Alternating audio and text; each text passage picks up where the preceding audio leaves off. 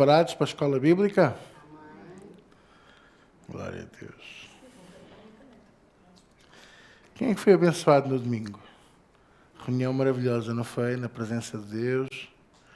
Bom tempo de louvor e adoração. Tivemos, acho eu, uma boa palavra. Deus foi bom para nós. E posso já dizer que nós orámos no domingo, pelos vistos dos angolanos, e o consulado respondeu-me na segunda-feira. Logo a seguir à nossa oração, a dizer que estava errado, para fazer o pedido tinha que ser de outra maneira. Quando eu contei ao pastor angolano, pastor Elson, que eles tinham respondido e tinham dito como haveríamos de fazer bem feito, ele ficou... Se a gente o pudesse ver, ele estava de boca aberta. O consulado respondeu, ao fim de uma semana, e a dizer que tinha que ser, tinha que ser de outra maneira.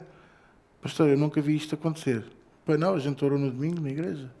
Então, Deus está no controle. É como eu disse ao pastor Jonas. Se é para vir, e ele também disse a mesma coisa. Se é o plano de Deus que eles venham, eles virão. Nem que seja a nado. E se for a nado, podem já sair de Angola agora, que é para chegarem cá a tempo. Ainda fazem uma pausazinha ali nas Canárias, e outra na Madeira, e depois continuam. Abra comigo a sua Bíblia, por favor, em 2 de Reis, capítulo 13. Oh, glória a Deus.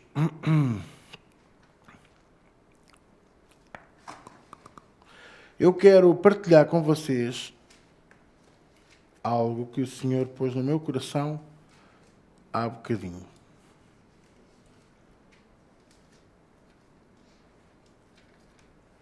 Segunda de Reis, capítulo 13, fica logo a seguir a Segunda de Reis 12.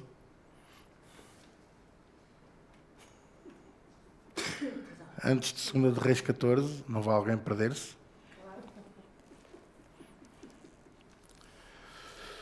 Pois é, meus amores.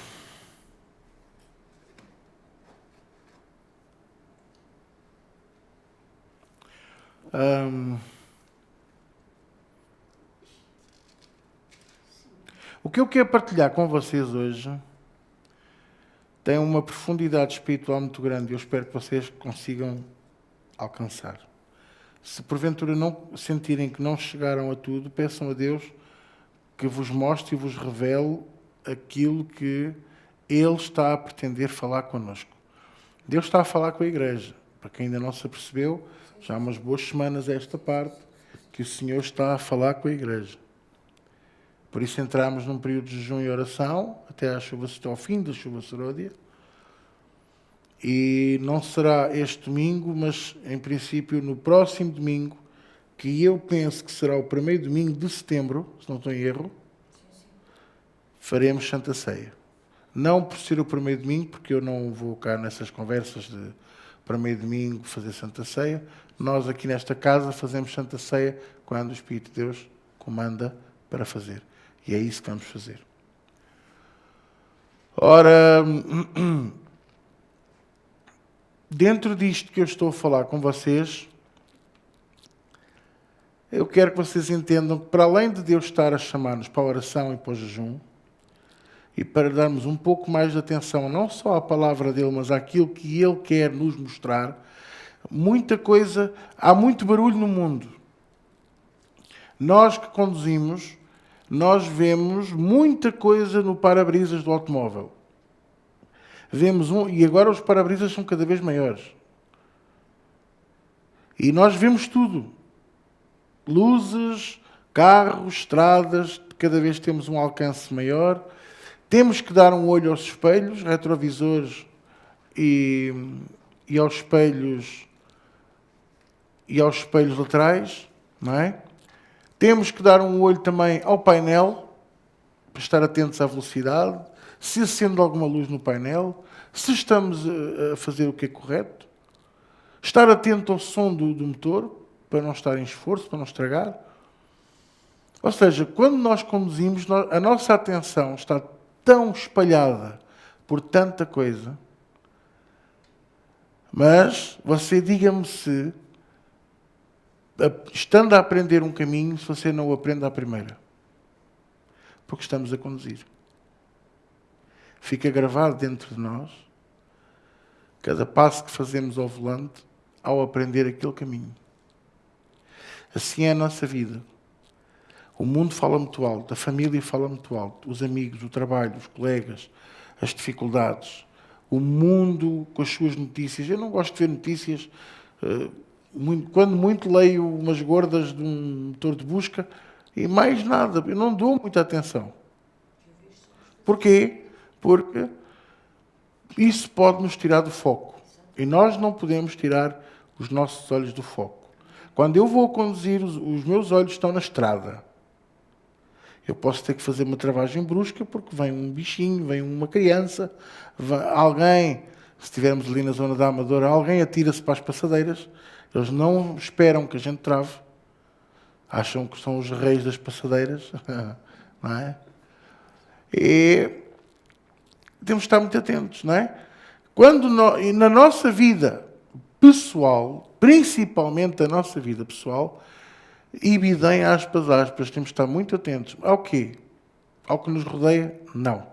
Ao que Deus nos quer mostrar. Ao que Deus nos quer entregar. Ao que Deus quer que nós tenhamos atenção. E porquê? Porque nós não podemos perder o foco. O foco é Jesus, ponto. E Jesus é a palavra. E Jesus é a palavra na nossa vida em ação. E para isso acontecer, eu tenho que obedecer à palavra de Deus. Crer e obedecer. Aquela coisa do obedecer cegamente. Às vezes a minha mãe dizia assim, mesmo que você não entenda, obedeça. Eu não concordo. Eu não concordo. Eu não concordo porque vão dizer que somos fanáticos. Oh, pastor, mas eu não consigo compreender porque isto vai contra tudo o que eu aprendi. Então você não tem que tentar compreender a Deus. Você tem que ler a Bíblia, ler a palavra e deixar o Espírito Santo fazer você compreender. Não tente compreender a Bíblia até a exaustão. Tente ler a Bíblia até à exaustão. Que aí o Espírito de Deus vai tratar de fazer você compreendê-la. Quanto mais eu leio, mais eu a compreendo. Quanto mais eu busco, mais fome eu tenho de buscar a Deus. Quanto mais eu oro, mais eu acho que tenho necessidade de orar mais tempo. Eu passo o meu dia a louvar a Deus. Eu passo o meu dia a ouvir a palavra. Tenho telefones, tenho colegas, tenho muita coisa a acontecer à minha volta. Mas o meu foco está na palavra de Deus. O nosso foco tem que estar sempre na palavra de Deus. Porquê é que eu estou a dizer isto e porquê é que eu quis falar nisto? Porque, irmãos, nós às vezes focamos nas pessoas. E quando nós focamos, por exemplo, caímos muitas vezes no erro de nos focar no pastor. Eu não vou à escola bíblica porque não é o pastor Z. É o pastor Y. Quando for o pastor Y, eu vou. E sabe que isso é um erro. Porque o recado de Deus está cá. E Deus está cá para falar connosco. E é uma desilusão quando Deus olha e diz assim, então eu estava à tua espera para falar contigo. E nós não vamos.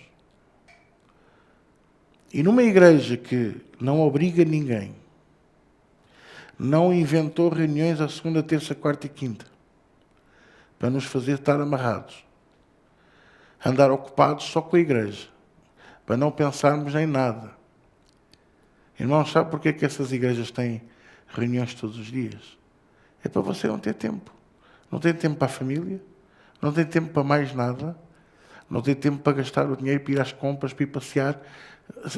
Fale com um desses e eles vão dizer, ir ao cinema, há anos que não vou. E os mais religiosos até dizem logo, o cinema é do diabo. E assim sobra dinheiro para as ofertas. Por isso é que a segunda, terça, quarta, quinta, aquilo é uma loucura. Eu penso exatamente o contrário. Eu confio em Deus. Mas gosto de confiar nas pessoas. E eu acredito que as pessoas são inteligentes para pôr em prática a palavra de Deus. Porque o fruto logo se vê. O fruto logo se vê. Eu podia ficar em casa à sexta-feira e, quando o pastor Zé António a dar a escola bíblica, eu podia ficar em casa. Descansar. Gastar tempo com a minha mulher, com a minha cadela. Gastar tempo com o meu sofá. Está com relações cortadas comigo. Já não fala comigo o meu sofá. Mas não, eu venho. Porquê que eu venho? Porque eu não confio no pastor Zé António. Confio, sim, senhor. De todo o coração. Mas eu preciso de participar. Eu preciso de participar sem ter o peso de ter que dar a palavra. Eu preciso de participar e ouvir, receber. Eu preciso de participar e estar com o coração aberto para ser cheio. Eu não posso só dar. Eu que sou um diácono, um presbítero, um pastor, eu não posso só dar. Porque se eu só dou, mais tarde ou mais cedo vou secar. Pastor, mas eu não prego na igreja. Pois não. Mas todos nós falamos todos os dias com pessoas no Facebook, no Messenger, por telefone, no WhatsApp. Estamos sempre a dar, sempre a dar. E se não oramos, não buscamos a palavra, não recebemos a palavra, vamos dar o quê? Mas um dia ou outro vamos começar a dar as preocupações do mundo. E é isso que eu ouço a alguns pastores. Eu gostava de poder ouvir outros pastores, mas não consigo. Porquê? Muitos deles falam do mundo. Isto vai de mal a pior. E irmãos, o governo é corrupto. E isto e aquilo e aquilo outro. Não têm palavra para dar porque também não a buscam. Eu posso, como no domingo, eu posso subir a este púlpito sem ter palavra para dar. Mas a minha confiança estava no Senhor. E eu sabia que no momento que fosse para começar, que o Espírito de Deus iria pôr a palavra certa. E eu posso vos garantir, e Deus é minha testemunha, eu não estou a mentir, que eu mandei abrir um versículo porque o Senhor disse, é isto que vais falar. E eu não sabia o que é que era. Eu conheço o livro de Joel. Eu já li o livro de Joel muitas vezes. E conheço muitíssimo bem o capítulo 2, mas não sabia que versículos eram aqueles. E quando nós abrimos e eu vi o versículo, eu pensei, isto é melhor do que lagosta. Receber de Deus naquele momento a revelação do Espírito que traz aquela paz. É só para não dizerem que eu estou a pregar cheio de ira e todo zangado. Não estou. Nunca estive. A palavra que confronta o pecado é que parece que nos faz ficar irados. Mas não é quem prega, é quem ouve. Começamos a ficar uma comichão nas costas, depois comichão nos ouvidos, depois comichão no cabelo. Ele hoje já não está a pregar como pregou. Não estou a gostar tanto. Hoje pôs muita pimenta na carne hoje.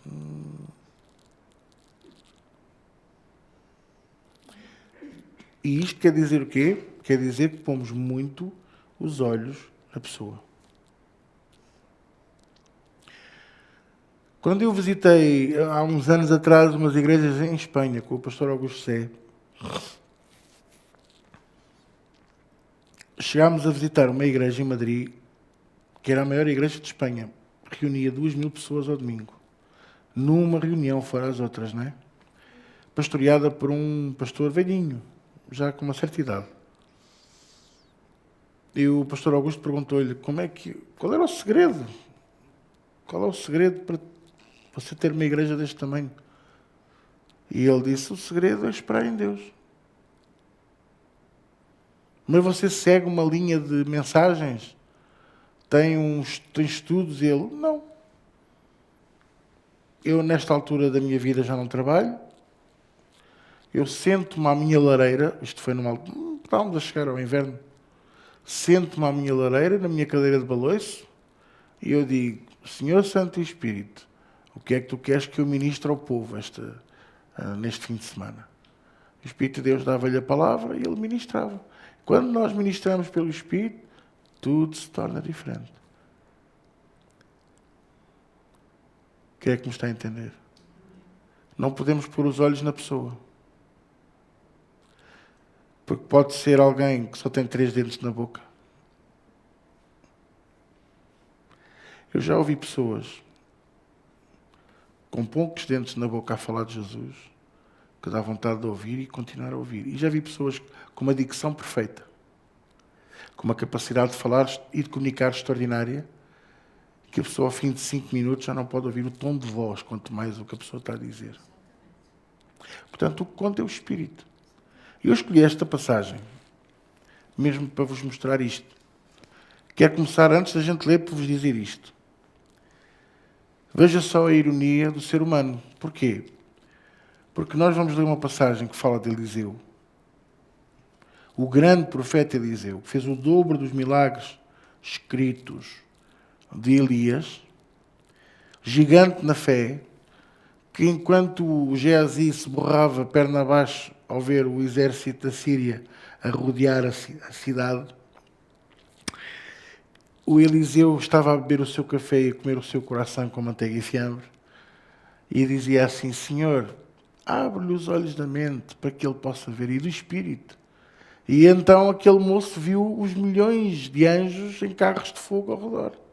Mais porque Eliseu lhe disse: calma, meu, mais são os que estão connosco do que os que estão contra.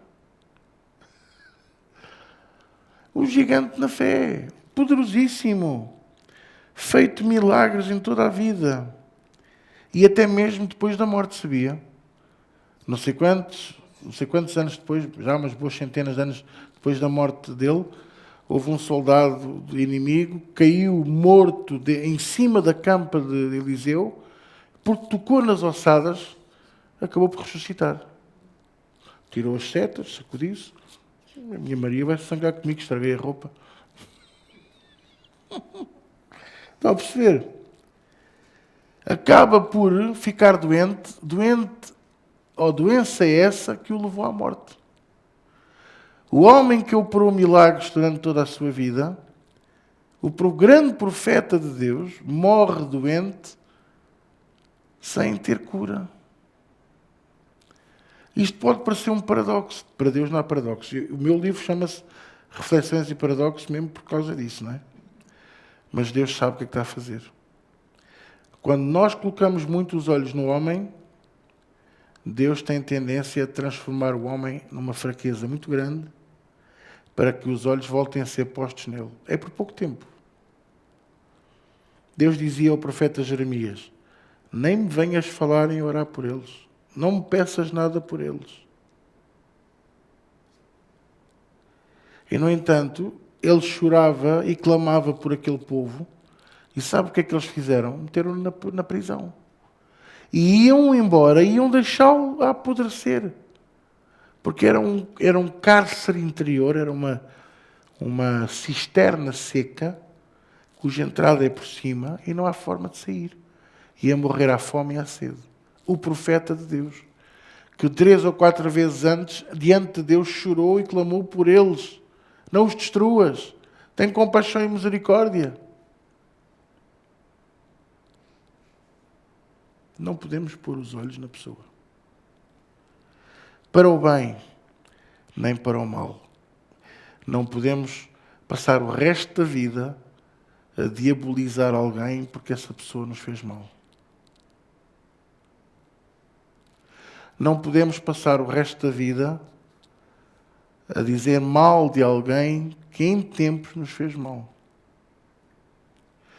Irmãos, eu passei uma situação muito recentemente, não vou entrar em pormenores, vou só dizer que uma certa irmã dizia à outra: você puxou-me os cabelos. Mas isto há 10 ou 15 anos atrás. Numa certa ocasião, a orar por mim, você puxou-me os cabelos. Eu, quando ouvi aquilo, eu pensei: então, o que fará eu? Pelo anel, ou na altura que eu usava fato, andava com botões de punho, a qualquer pessoa podia acontecer. Bastava a pessoa ter um penteado mais elaborado, podia enrolar-se, não é? Nos botões do fato. Qualquer coisa, podia ter uma pulseira. Podia acontecer. Mas a pessoa guardou aquilo na cabeça como se fosse uma grande ofensa. Você puxou-me os cabelos. E não perdoou. Não perdoou e não perdoou. Uma coisa que aconteceu há 10 ou 15 anos. Não interessa há quantos anos foi. Como aquela irmã, ao fim de 10 anos, manda-me uma mensagem: pastor, eu nunca escrevi isto. E eu nunca quis ofendê-lo, por amor de Deus. Não tenho intenção nenhuma de ofender. E eu disse-lhe: oh, irmã, por amor de Deus, não levei em conta nada disto, não tenho mágoas no coração, não estou magoado com ninguém. Não tenho tempo para isso. Então, é para o bem e é para o mal. Não posso pôr os meus olhos na pessoa para o bem. Se não for o pastor... eu quero oração, quero, mas tem que ser o pastor. E tem que soprar. Porque se não soprar, não funciona. Estão a perceber? Mas eu estou aqui para orar por si. Obrigado, irmão, mas quem vai orar por mim é o pastor. Não, mas o pastor não pode. O pastor tem que ir levar umas pessoas. Não, mas tem que ser o pastor. Se o pastor não orar por mim... Ou para o mal. Eu não gosto daquela pessoa porque ela fez mal. E guardamos aquele... Estão a perceber? Então, por vezes, Deus, quando nós pomos os olhos no homem em detrimento dele, Deus enfraquece o homem ao ponto de que a pessoa o veja mesmo fraco. Limitado. Para que os olhos voltem a ser postos em Deus. Ainda que seja por um curto espaço de tempo. E quando é para o mal, Deus fortalece essa pessoa que supostamente fez mal, que é para ver o que é que sai do coração daquela pessoa que diz que já perdoou, mas que ao fim e ao cabo nunca perdoou. O perdão tem frutos, o perdão tem cheiro. E para mim, uma pessoa que tem a grande capacidade de perdão não é aquela que diz: para mim perdoar é fácil. Para mim perdoar é peanuts. Como diz o Jorge Jesus, é peanuts. Para mim perdoar é eu reconhecer que eu sou tão fraco, tão miserável quanto os outros. Quem sou eu para não perdoar? Se é que eu quero ser perdoado. Então, vamos lá ler aqui um bocadinho, vamos? Boa? Parece-vos bem? Fixe? Versículo 14. E Eliseu estava doente da sua doença de que morreu. Já viu? Está logo aqui o pau a bater na cobra e a mostrar como é que se faz. Doente da doença de que morreu. Não diz qual era, nem interessa qual é. E Jeoás, rei de Israel, desceu a ele e chorou sobre o seu rosto. Já viu? O rei chorou à frente do profeta. Como quem diz: o que é que vai ser da minha vida sem ti, ó profeta? O que é que vai ser de nós, irmãos? O que é que vai ser de mim se Deus levar o pastor João Viegas? Quando nós abrimos a igreja em Évora, houve um burburinho aqui em Lisboa que diziam que eu ia para lá de vez.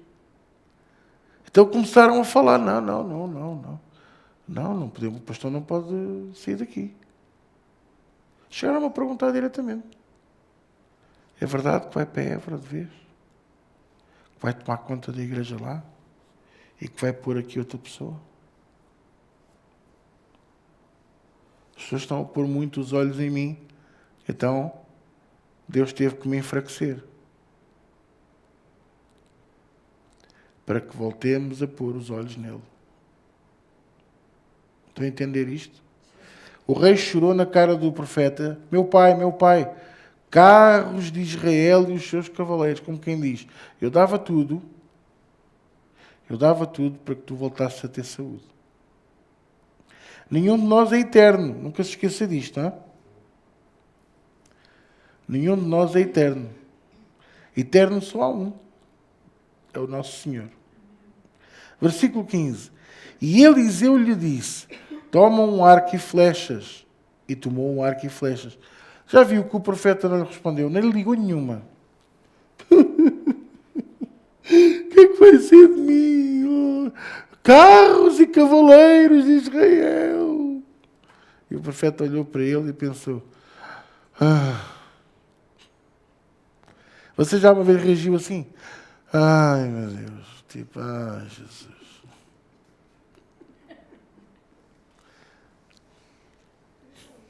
Vai lá buscar um arco e flechas. E o rei foi.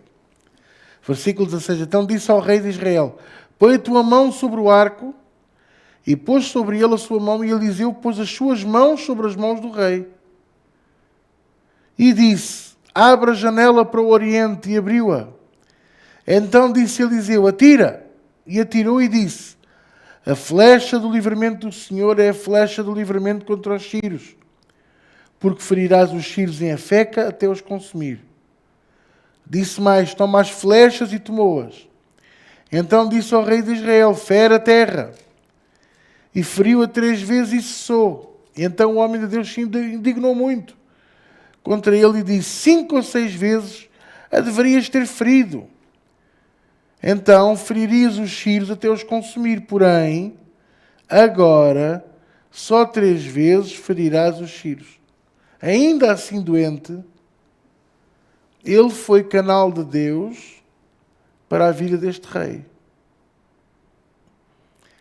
Versículo 20. Depois morreu Eliseu e fizeram um grande sepultamento, com honras de Estado e grandes... Não? Nada? E morreu Eliseu e o sepultaram. Parece que foi. E o rei foi e bebeu um copo com água. Porquê? É mesmo para nós tirarmos os olhos dos homens. Irmãos, todos aqueles homens de Deus que foram santos, entre aspas, ou que lutaram para ser santos, que fizeram uma caminhada com Cristo, em obediência, sempre no propósito de lhe ser obediente, sempre no propósito de cumprir aquilo para que foram chamados, o Senhor os conservou até ao dia em que preparou aquilo que estava predestinado a eles fazerem e subirem para o pé dele. Mas aqueles que deixaram, ouça bem, aqueles que deixaram a soberba subir ao coração para se endeusarem, serem adorados pelas ovelhas e acharem que são os campeões do pedaço, os carapaus de corrida da lata de atum, a última bolacha do pacote, Deus os fez morrer sempre em desgraça. Estou-me a lembrar, por exemplo, de um chamado William Brabham. Geralmente só se fala nos milagres que Deus fez através dele. E nas manifestações do Espírito, porque diziam que nas campanhas dele o homem estava a falar e apareciam luzes no ar a pairar sobre ele. Os primeiros ovnis, claro. E andavam ali e tal. Ai, luz é o Espírito de Deus e tal, sei o quê. Quando ele morreu, e morreu subitamente de um dia para o outro, não o sepultaram. Deixaram-no 3 dias dentro de um caixão aberto, porque diziam que ele seria como Cristo, que ao fim de 3 dias ele ressuscitaria. Esperaram até o 14º dia, já cheirava mal. Bem mal. Em decomposição, até que a polícia decretou, o Ministério Público americano decretou que ele tinha que ser enterrado. Mesmo depois de enterrado, e já se passaram 70, 80 anos da morte dele, ainda hoje há seguidores do William Brabham, já não são seguidores de Cristo. Seguidores do William Brabham, e ainda hoje esperam a ressurreição dele. Está a ver o problema da soberba do homem? Vocês estão a entender?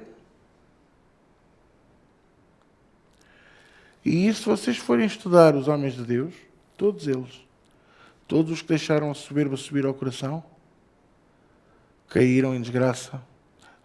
David Yong Cho, autor de livros espetaculares, um homem que ele conseguiu, com o poder de Deus e com a palavra de Deus, apesar de misturar com o budismo, ele conseguiu, ouçam bem o que eu vou dizer, virar a mentalidade de uma nação como a Coreia do Sul. Você pensa que a Coreia do Sul era como é hoje? Era pior do que a Coreia do Norte. Eram mais pobres. Viviam dependentes dos americanos. Tinham uma dívida externa brutal. Hoje, não têm dívida externa. São os outros países que devem a eles, super avançados tecnologicamente. Uma população na Ásia, na zona nipónica, com a maior taxa de cristianismo evangélico do mundo. E, no entanto, este grande pregador, que tinha a maior igreja da Coreia, e até do mundo, tinha mais de 1 milhão de membros. Eu recentemente ouvi falar de um que diz que tem 5 milhões e meio. Mas alguém devia lhe dizer que os pinipons e os Playmobis não contam. É só os seres humanos. Faz-me lembrar, uma vez eu tive um líder grupo familiar, há muitos anos atrás, já está com Jesus,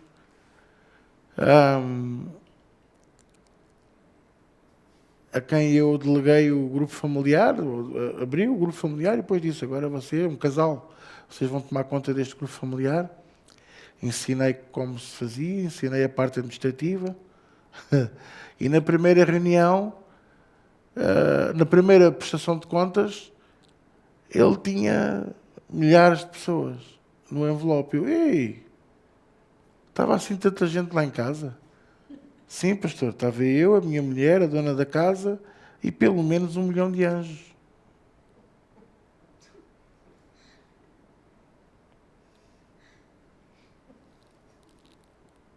Vocês contaram os anjos? Sim, a Bíblia. E Jesus também estava. Ele não diz que quando estiverem 2 ou 3 reunidos em seu nome, ele está lá no meio. Éramos 1 milhão e 4. Calma, eram 3 pessoas. Depois expliquei. Mas infelizmente há uns homens de Deus hoje que pensam assim também. Quantos anjos estão cá hoje? 3 milhões? Ei, eu tenho uma igreja com 6 milhões de pessoas. Este Yong Cho, que chegou a ser um orador convidado pelo mundo inteiro, andava de país em país, veio nos anos 50, veio nos anos 60, a Portugal, pelo menos 2 vezes a Portugal. E, pelo menos das vezes que eu me recordo. E quando chegou aí à velhice, aos 80 anos, embruteceu. O dinheiro subiu à cabeça e usou o dinheiro para comprar ações, para pagar casas e carros ao filho e à filha, separou-se da mulher, resumindo e concluindo, foi preso. Teve 3 anos e meio preso por uso indevido de dinheiro da igreja. Para mim, caiu em desgraça. Porquê? A arrogância. Exigia o luxo.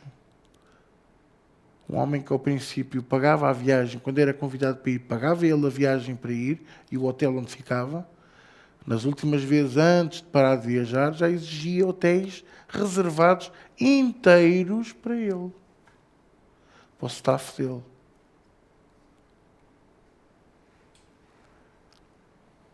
Então, a soberba sobe ao coração do homem e cai em desgraça. A Bíblia diz que a vaidade precede uma grande queda. Se não estou em erro, Provérbios 15, 22, se não estou em erro, ou 15, 12, ou 22 ou 12, mas é Provérbios 15. Isto serve para o nosso ensinamento, sabia? Então está a dizer que Eliseu caiu em desgraça? Não. Eu estou a dizer é que Deus enfraqueceu Eliseu para que o homem deixasse de pôr os olhos nele. O profeta Isaías só começou a ser usado quando o rei Uzias morreu. Porque até então, Uzias era o Deus de Israel e era o Deus do profeta Isaías. E quando o rei Uzias morreu, ele viu ao Senhor sentado num alto e sublime trono. Teve uma visão extraordinária de Deus. E ouviu Deus perguntar: quem irá por mim? Quem eu poderei enviar? Porque ele precisava de um representante dele na nação. Ora, o profeta que estava eleito não podia ser porque tinha os olhos postos no rei. Vocês estão a entender isto ou não? Agora, esta é uma perspectiva que eu quero que você entenda sobre os homens de Deus, sobre cada um de nós e o perigo do orgulho subir ao nosso coração, a vaidade, que nos faz depois entrar em caminhos de idolatria, caminhos do erro. Eu podia dar muitos outros exemplos, bíblicos e não bíblicos, mas dei-vos estes dois exemplos, podia dar outros. William Branham, para mim, ainda é o mais chocante, porque Deus fez coisas muito extraordinárias com aquele homem e através daquele homem. Agora, eu quero que você pegue na mesma passagem que nós começamos por ler, 2 de Reis 13, versículo 14, e diz assim: e Eliseu estava doente da sua doença de que morreu. O que é que isto quer dizer? Quer dizer que nós, os homens de Deus, os profetas de Deus, os pastores de Deus, os servos de Deus, não estamos isentos de sofrer uma enfermidade. Apesar de não ser isso que se prega hoje na maior parte das igrejas, aqui temos a prova de que é possível, sim, senhor. E temos depois o que Paulo diz. Venha comigo num instantinho. A Filipenses, capítulo 4. Filipenses 4. Alguém poderá estar a ouvir esta mensagem e está a pensar: ele está a falar nisto, queres ver que ele está doente?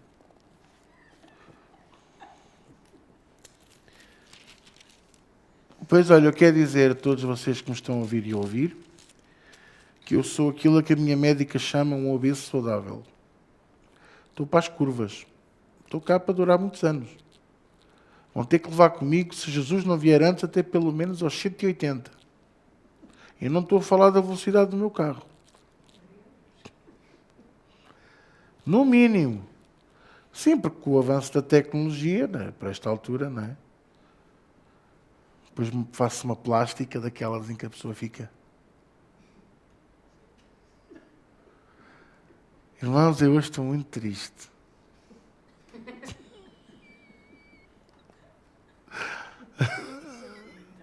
Não é sem expressão.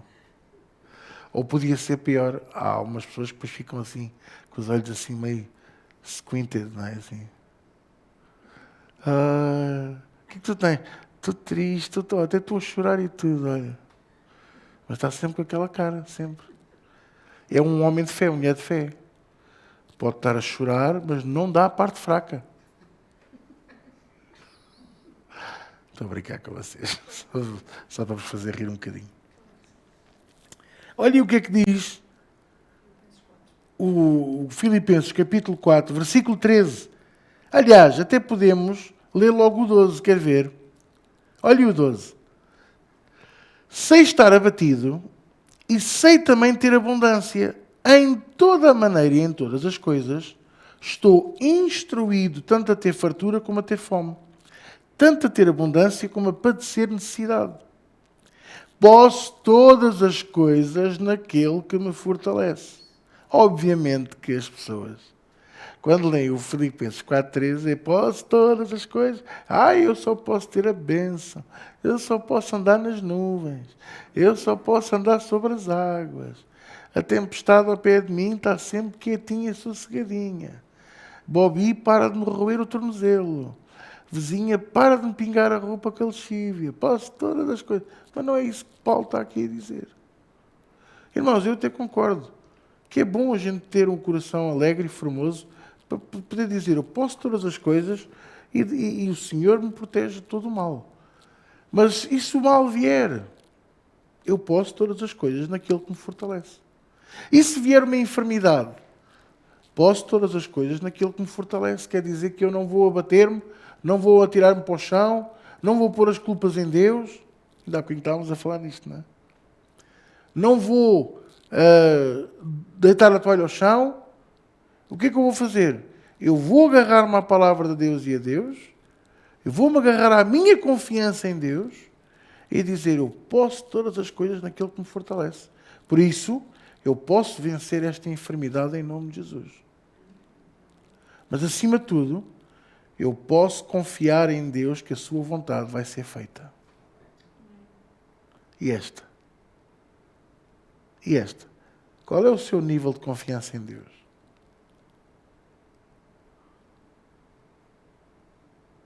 Será que nós estamos preparados para dizer assim a Deus? Que a tua vontade seja feita neste assunto. Sem você ficar a suar da palma das mãos e dizer que está a ter calafrios na nuca e pensar, e se eu morrer? E se eu perder isto? E se eu for despedido? E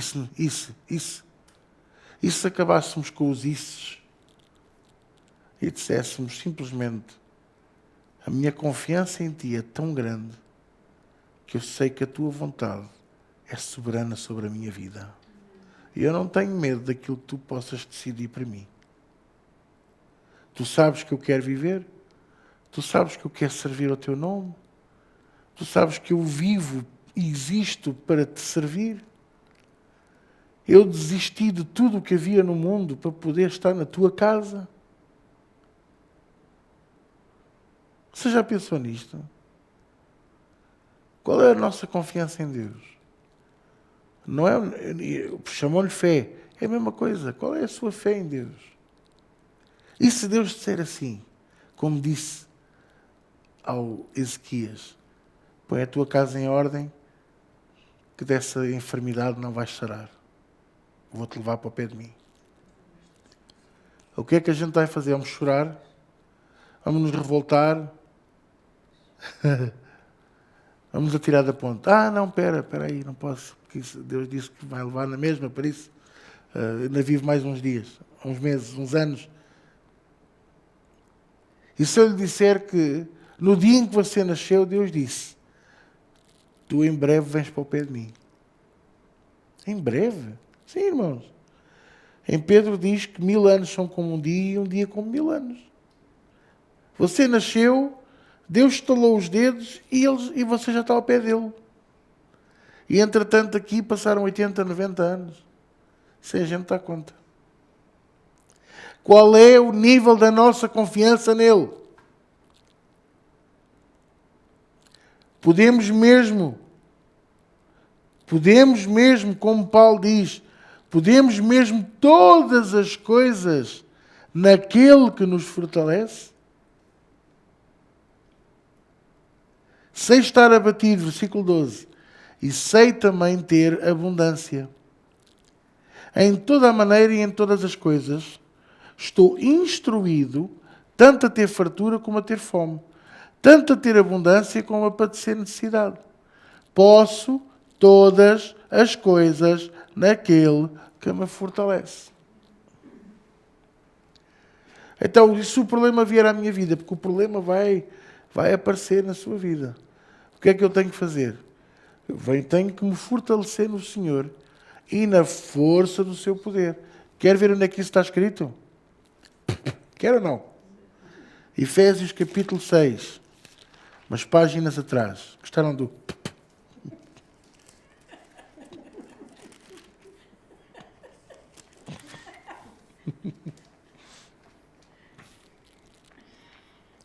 Olha o que é que diz aqui no versículo 10. Efésios 6, fica logo a seguir Efésios 5. Versículo 10.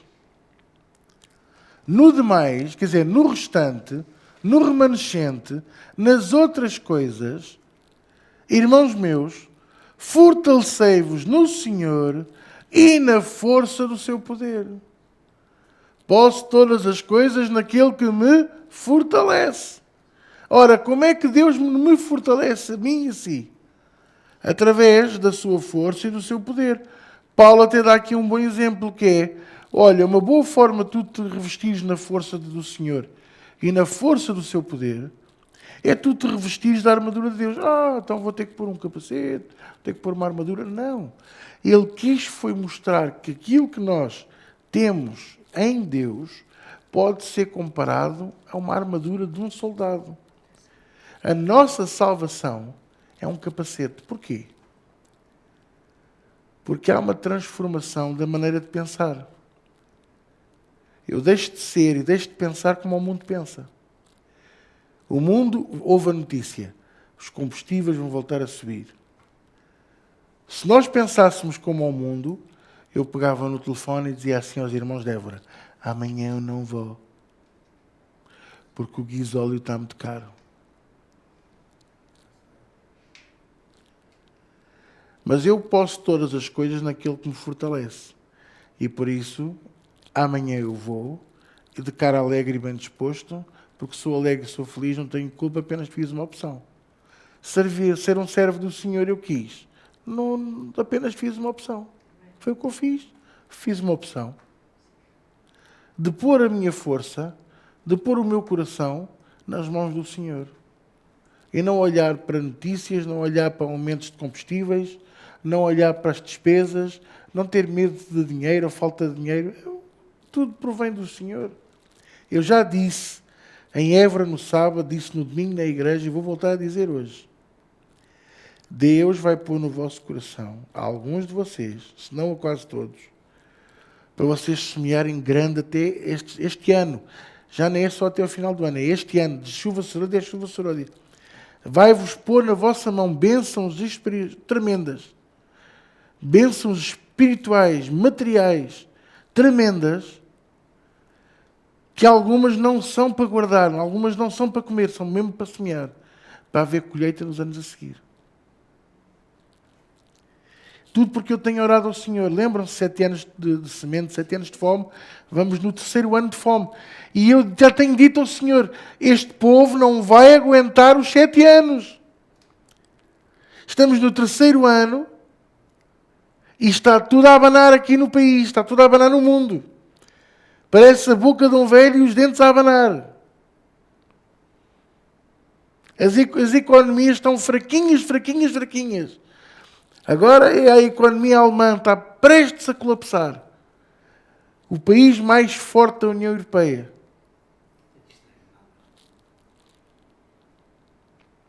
Já depois da saída do Reino Unido, do Brexit, a maior asneira da história política, económica e social, agora não têm dinheiro para os subsídios ou dependentes que têm lá, que são 40% a 45% da população. Nascem, estudam e chegam aos 20 anos, arranjam uma forma de ter um subsídio de não sei quantas mil libras, que é para não terem que trabalhar. E agora não há dinheiro para isso tudo. Irmãos, precisamos de pôr os olhos em Jesus e fazer o que Ele manda. E se o Senhor puser no seu coração fazer coisas tremendas, grandes, é sem medos. É sem medos. Já soube esta semana de uma irmã nossa que foi abençoada tremendamente, com 2 salários extras. Do nada. Quando tudo fazia crer que seria ao contrário. Então, e ainda nem sequer começámos este propósito. Eu já disse ao Senhor, eis-me aqui, usa-te de mim. Sem medos. Não tenho medo, muito pelo contrário. Quanto mais eu ponho nas mãos do Senhor, mais Ele me devolve. E eu nem quero, eu dou sem querer nada de volta. Eu já estou naquela fase da minha vida em que aquilo que eu dou ao Senhor, eu não quero para mim. Mas o Senhor tem sido bom para nós. O Senhor tem sido maravilhoso para nós.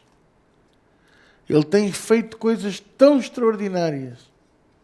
E pode fazer na sua vida também. Então, tão somente você creia. Porque nós podemos todas as coisas naquele que nos fortalece. Ele nos fortalece, não enfraquece. Que é essa a grande diferença. Pastor, como é que eu sei que a minha semente, que o meu serviço, o tempo que eu dou para o Senhor está a ser feito de maneira correta? É porque eu fico mais forte. Porque se eu fico mais fraco, fico com menos dinheiro, fico com menos força, fico mais cansado, ando mais não sei o quê, é porque você não está a fazer coisa como deve ser. E não é uma questão de fé. É porque não está a fazer a coisa como deve ser. Quanto mais eu dou da minha própria vida, mais o Senhor me dá. Eu, irmãos, eu digo-vos, nunca eu pensei estar no Estado, na função pública, com o salário que eu tenho. Nunca me passou.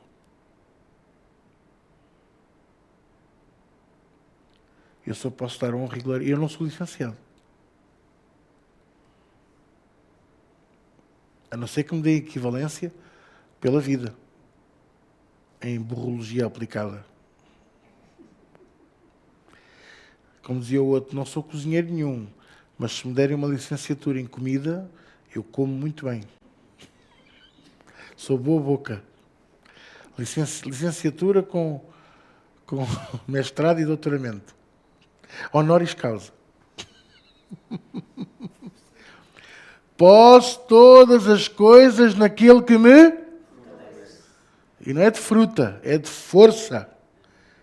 Havia aquele miúdo, frutalece, é fruta, é mais doce. Fortalece. No demais, irmãos meus, no remanescente, em tudo o que está à nossa volta da nossa vida, fortalecei-vos no Senhor e na força do seu poder. Revesti-vos toda a armadura de Deus, para que possais estar firmes contra as astutas ciladas do diabo. Que você quer vencer as astutas ciladas do diabo. Você não quer ceder à tentação. Você quer conseguir ultrapassar esses pensamentos maquinosos, esses ataques do diabo em casa, que se usa da família, que se usa dos colegas de trabalho, que se usa de um pneu furado, lá você gasta mais 80 euros, e mais isto e aquilo, e agora uma correia de distribuição que fica armada em corda de cowboy, mais não sei o quê, e de repente o carro não pega, o frigorífico começa a fazer barulhos de noite. Se o seu frigorífico faz barulhos de noite, diga-lhe ele para trabalhar de dia e não de noite. E, pastor, mas o meu frigorífico, dizia uma irmã, faz barulhos de noite. Então dê-lhe o aspirador para a mão, pode ser que ele faça o resto. Quem é que me está a entender? É o Senhor que nos fortalece. Não temos que lutar contra a carne e o sangue, mas contra os principados, potestades, príncipes das trevas deste século, hostes espirituais da maldade nas regiões celestiais. Já viu que não fala em demónios e diabo? Fala em seres espirituais da maldade que você nunca pensou neles. Por isso é que dizem que eu sou muito estranho quando repreendo o diabo, porque eu repreendo estes bichos todos. Eu repreendo as hostes espirituais da maldade. Você não sabe o que é uma hoste? Você vai ver no dicionário para entender o que é uma hoste e porque é espiritual e da maldade. Porque uma hoste é um cargo importante dentro de uma... Como é que se chama? Os reis tinham a corte. Dentro de uma corte. É um poderio. Podem ser considerados tronos e domínios. Hostes espirituais da maldade. Príncipes das trevas. Você pensava que era só o diabo, o príncipe das trevas? Há mais. Um deles é Mamon. Mamon até é maior do que ele. É Deus, com letra pequena. É o único que é mencionado como Deus na Bíblia pela própria boca de Jesus. Não podeis servir a dois deuses. Não podeis servir a dois senhores. Ou servir a Deus ou a Mamon. Mas Mamon submete-se a Satanás. Vê como é que o enganador enganou milhares de milhões. Impressionante. Arrastou 1/3 dos seres espirituais celestiais com ele. Mais, contra as potestades, uma potestade, vá ao dicionário e ver o que é uma potestade, para você perceber porque é que Paulo usa estas expressões. Ok? E depois, tomai a armadura de Deus para que possais resistir no dia mau. A armadura. A armadura. O que é a armadura? A armadura, por exemplo, tem várias partes, como, nomeadamente, cingindo os vossos lombos com a verdade. Você não quer ser atingido de lado, você quer ter os seus lombos protegidos, ande na verdade da palavra de Deus, e não ande na mentira, na sua própria boca.